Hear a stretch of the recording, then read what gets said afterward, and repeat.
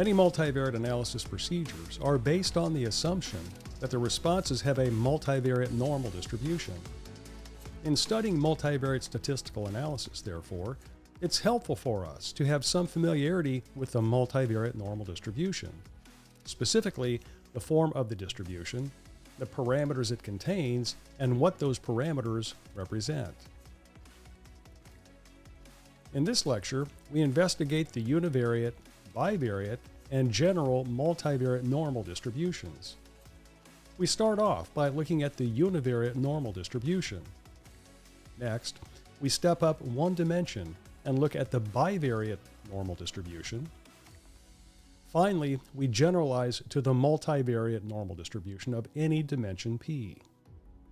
For each of these classes of normal distributions, we look at the form of their PDF and identify and interpret their various distributional parameters. We will see that these PDFs are all similar in structure, the differences being related to the dimensions of the parameters. So let's jump in. Let's first look at the univariate normal distribution.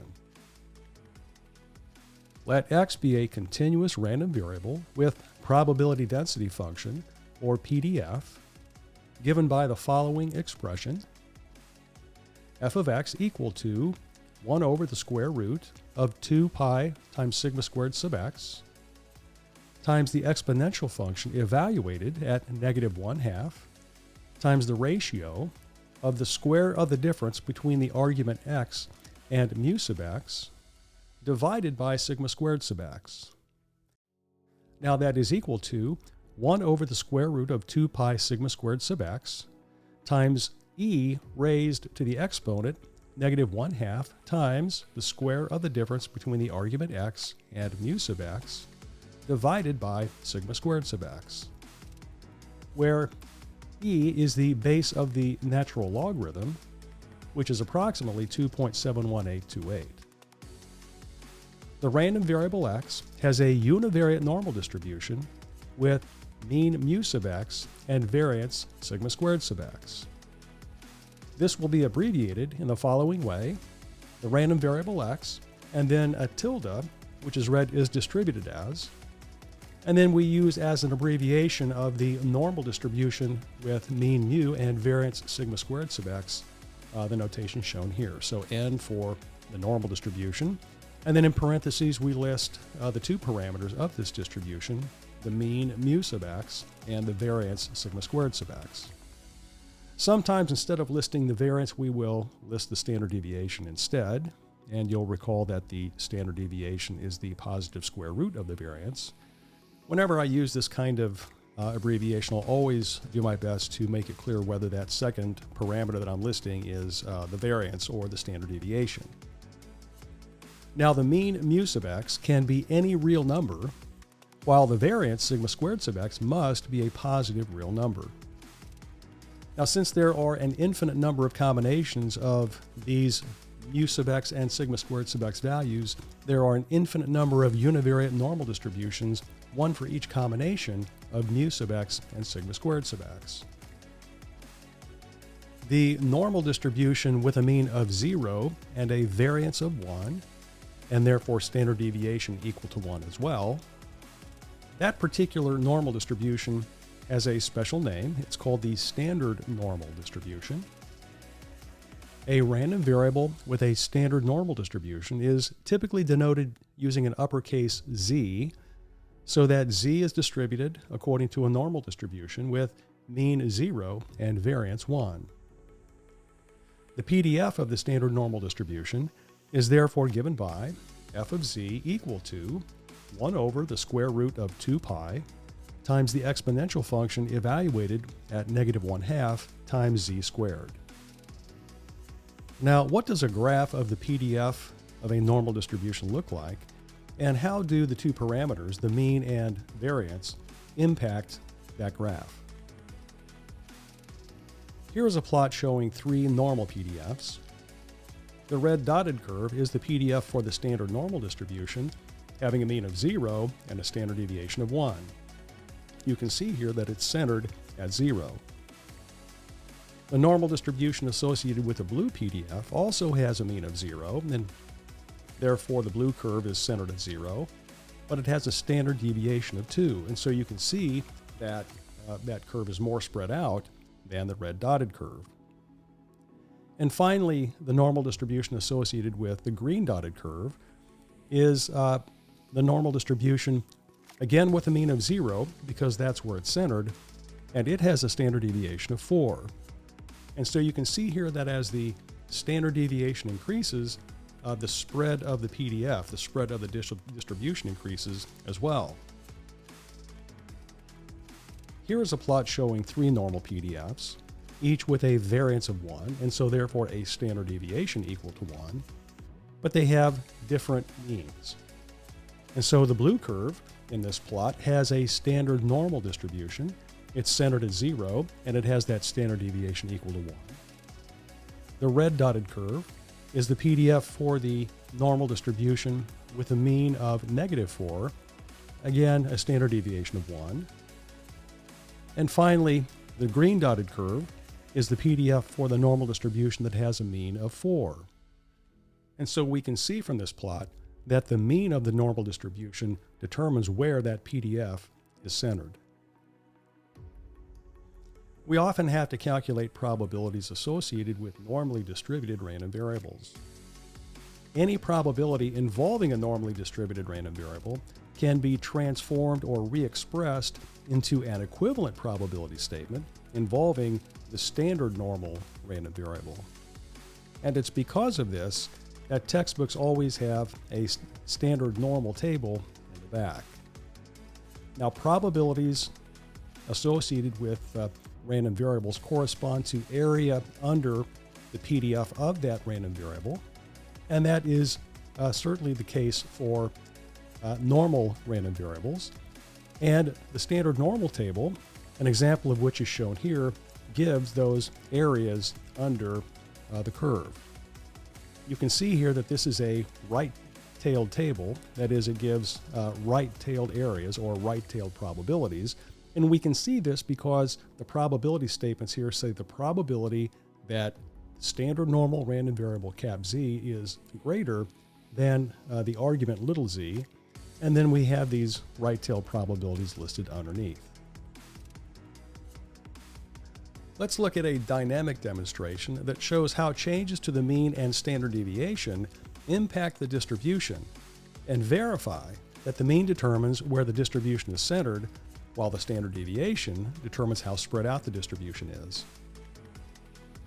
So here we have a graph of the PDF of a normal distribution for a given mean and standard deviation. Currently, the mean is equal to 0. You can see here that the PDF is centered at 0, and the standard deviation is equal to 1. And so this is the PDF of the standard normal distribution. Now note that the total area under any PDF is always equal to 1. And since this is a PDF, that's true in this case as well. The total area under the blue curve and above the x-axis is equal to 1. Now what we want to do is to observe the effect of changing the mean of the distribution and also changing the standard deviation. And so when we increase the value of the mean, notice that the PDF shifts to the right. If we decrease the value of the mean, then the PDF shifts to the left. It's always centered at the value of the mean.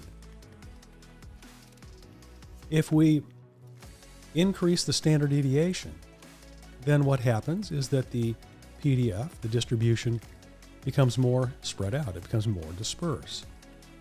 If we decrease the value of the standard deviation, and remember that the standard deviation has always got to be positive, then the PDF, the distribution, becomes more concentrated about the mean. Now note that when we increase the value of the mean or decrease the value of the mean, all we're doing is shifting the PDF to the right or to the left. And so if the total area under the standard normal distribution is 1, it's clear that by merely shifting the distribution either to the right or to the left, we're not changing the area under that curve. And so the area under each of these PDFs is equal to 1. Now, it's not quite so clear visually, at least, that as we increase the standard deviation or decrease the standard deviation, that the area under the curve continues to be 1, but that is indeed the case. So the area under any PDF, the total area under any normal PDF and in general under any PDF is always going to be equal to 1. Now, probabilities involving a normal random variable correspond to areas under the curve over some interval on the x-axis.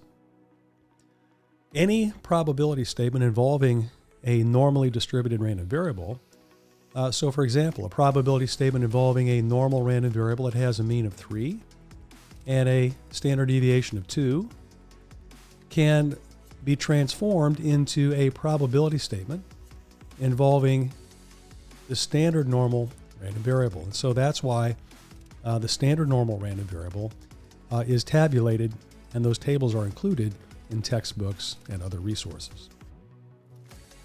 So this demonstration shows the impact of changing the mean and changing the standard deviation. Changing the mean merely shifts the PDF, the distribution, to the right or to the left. And if we change the standard deviation, then the PDF, the distribution, is either becoming more dispersed, more spread out, if we're increasing the standard deviation, or it's becoming more highly concentrated about the mean if we are decreasing the standard deviation.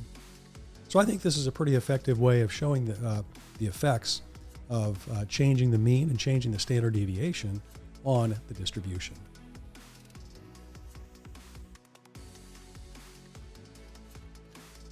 We're now going to step up one dimension and look at the bivariate normal distribution.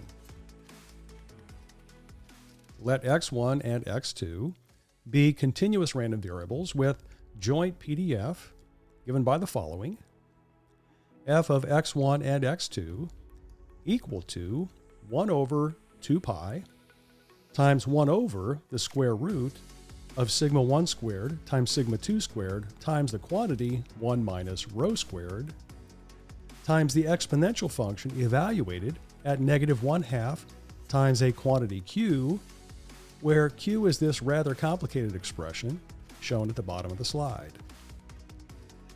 Notice that this expression involves mu1, mu2, sigma 1 squared, sigma 2 squared, and rho squared.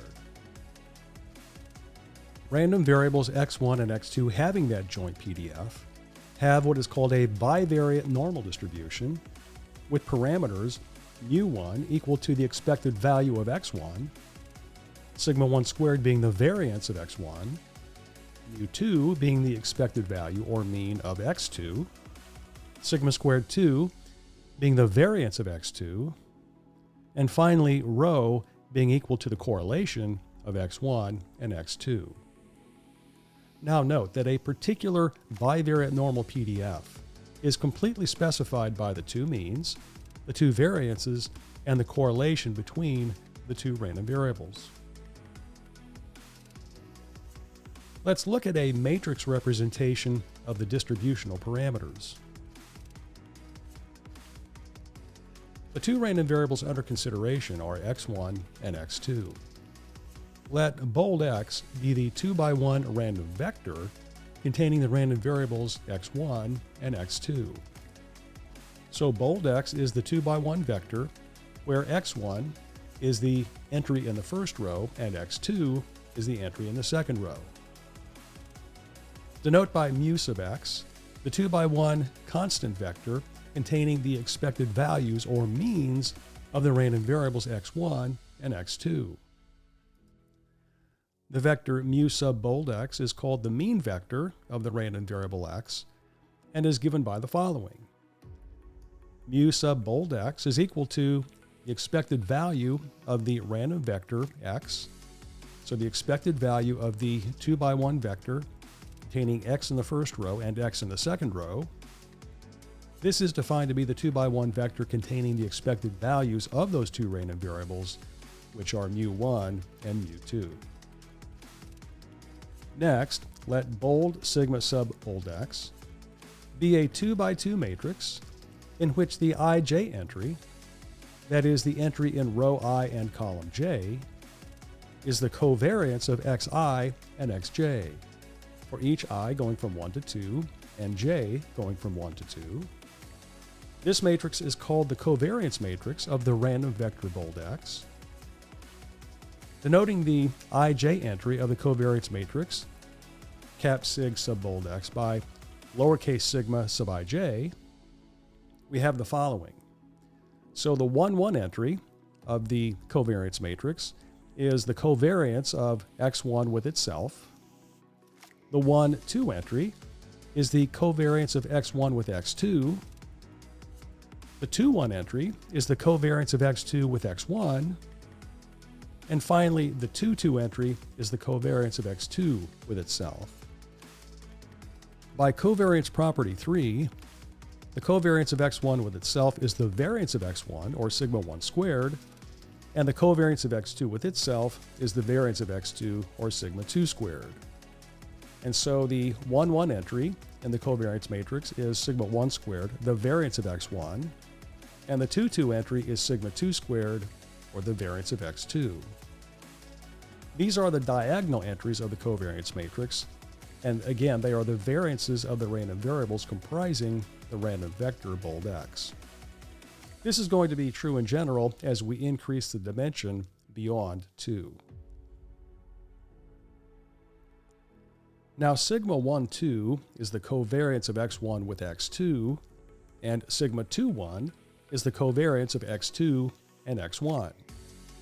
By covariance property 2, the covariance function is symmetric in its arguments, and so this implies that sigma 1, 2 is equal to sigma 2, 1. In words, the 1, 2 and 2, 1 entries of cap sig sub bold x are the same, both being equal to the covariance of the random variables comprising the random vector bold x. This implies that the covariance matrix is a symmetric matrix. By the definition of correlation, the correlation of x1 and x2, which we are denoting by rho, is equal to the covariance of x1 and x2 divided by the product of the standard deviation of x1 with the standard deviation of x2. And so it follows that the covariance of x1 and x2 can be expressed in terms of the standard deviations and the correlation coefficient in the following way. The covariance of x1 and x2 is equal to sigma 1 times sigma 2 times rho. That is, the standard deviation of x1 times the standard deviation of x2 times the correlation of x1 and x2. Hence, the covariance matrix of the random vector bold x is given by the following 2 by 2 matrix. The 1, 1 entry is sigma 1 squared. The 1, 2 entry is sigma 1 times sigma 2 times rho. The 2, 1 entry is sigma 1 times sigma 2 times rho. And the 2, 2 entry is equal to sigma squared 2. Now let's review the determinant and inverse of a 2 by 2 matrix. In general, let A be a 2 by 2 matrix. Recall from matrix theory that if a 2 by 2 matrix B exists, such that B times A is equal to A times B, and they're both equal to I sub 2, where I sub 2 is the 2 by 2 identity matrix, having 1 in the 1, 1 entry, 0 in the 1, 2 entry, 0 in the 2, 1 entry, and then 1 in the 2, 2 entry. In other words, we have 1s on the diagonal and 0s everywhere else. Then the matrix B is called the inverse of A, and we denote that by writing the inverse as A with a negative 1 in the superscript. Now, not all 2 by 2 matrices have an inverse. certain conditions must be met in order for a 2 by 2 matrix to have an inverse. And so on this slide, we're looking at necessary and sufficient conditions for the existence of the inverse of a 2 by 2 matrix. The determinant of the 2 by 2 matrix A is given by the following expression. It's equal to the product of the diagonal entries minus the product of the off-diagonal entries. So A times D minus B times C. The inverse of A exists if and only if the determinant of A is non-zero. That is, if and only if A times D minus B times C is not equal to 0. When the determinant of A is non-zero, the inverse of the 2 by 2 matrix A exists and is given by the following expression. 1 over the determinant of A times the 2 by 2 matrix with 1 entry equal to D, 1 entry equal to negative B, 2 entry equal to negative C, and 2 entry equal to A. Now from this expression we can see why the determinant of A must be non-zero in order for the inverse of A to exist. If the determinant of A were 0, then the expression for the inverse would not be defined because that determinant is in the denominator. As stated previously, the covariance matrix of the random vector bold X is given by this 2 by 2 matrix shown here. The determinant of this covariance matrix is equal to sigma 1 squared times sigma 2 squared times 1 minus rho squared. As long as the variances of both x1 and x2 are positive, the determinant of the covariance matrix is non-zero if and only if rho squared is not equal to 1. And so therefore the inverse of the covariance matrix exists if and only if rho squared is not equal to 1. Now recall that rho is the correlation coefficient, and note that the square of the correlation coefficient is equal to 1 when x1 and x2 are perfectly correlated. That is, when one is a linear combination of the other. When the determinant of the covariance matrix is non-zero, the inverse of that covariance matrix exists and is given by the following matrix. 1 over 1 minus rho squared times the 2 by 2 matrix with 1 entry equal to 1 over sigma squared 1, 1 entry equal to negative rho divided by the product of sigma 1 and sigma 2, the 2 entry being the same as the 1 entry, and then finally the 2 entry being 1 over sigma 2 squared, which is the variance of x2. Now this inverse of the covariance matrix will exist unless x1 and x2 are perfectly correlated.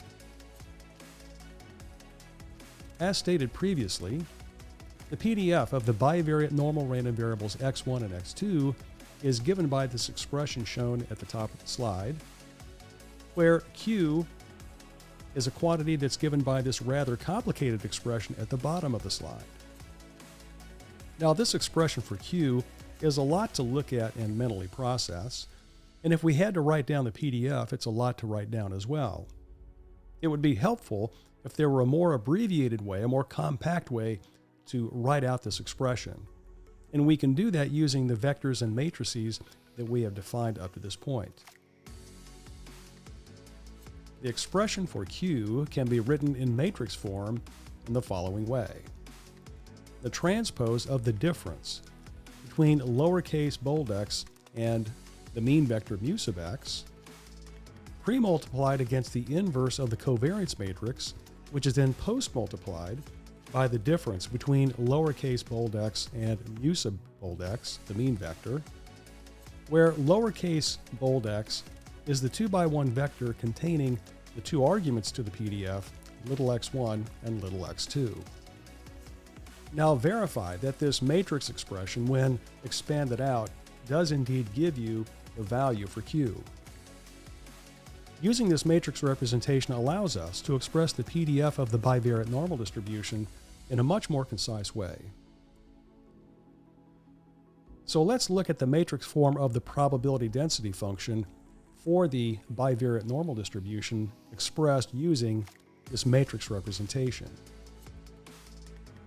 Denote by lowercase bold x the 2x1 vector containing x1 and x2, the arguments of the joint PDF of the random variables capital X1 and capital X2, possessing a bivariate normal distribution.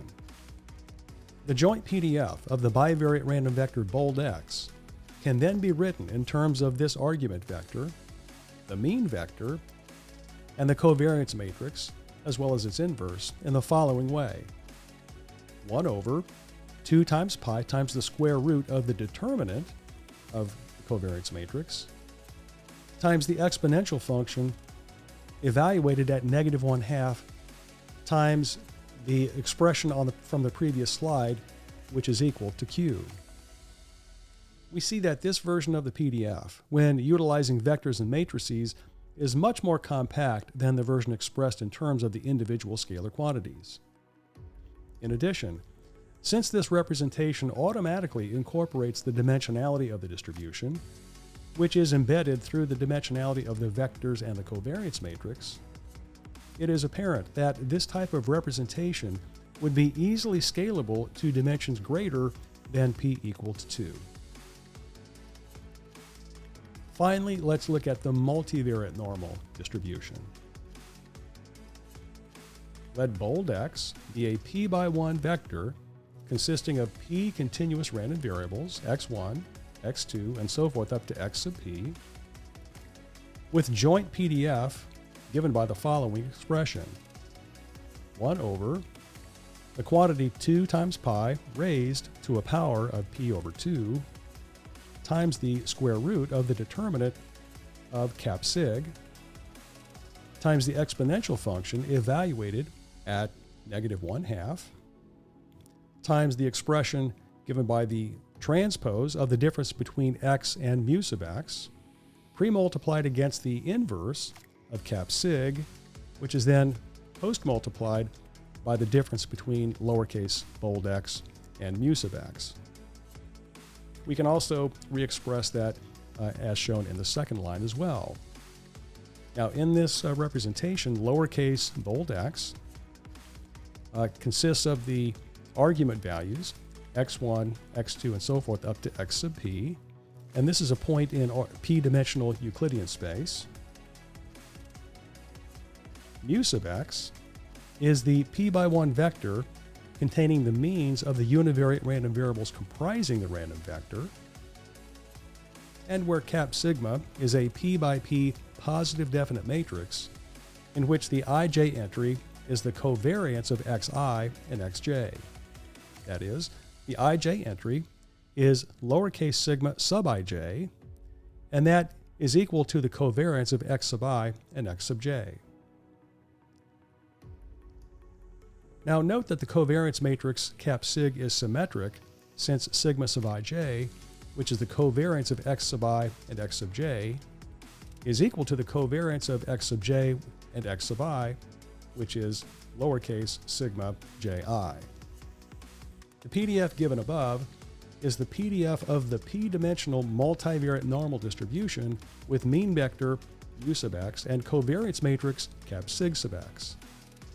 A random vector bold x is said to have a multivariate normal distribution with mean vector mu sub x and covariance matrix cap sig sub x. And this is abbreviated as bold x, and then tilde for distributed as, and then capital MN for multivariate normal, and then we typically put the dimension of the distribution as a subscript, so cap M, cap N, and then sub P, and then we list the mean vector and the covariance matrix in parentheses. So we've looked at the univariate normal distribution, the bivariate normal distribution, as well as the multivariate normal distribution of general dimension P. We looked at their PDFs, and we also identified the parameters in those PDFs. In order to use these distributions in applied work, we'll need to be able to estimate the parameters in those PDFs. We'll see how to do that in the next lecture video. So I'll see you then.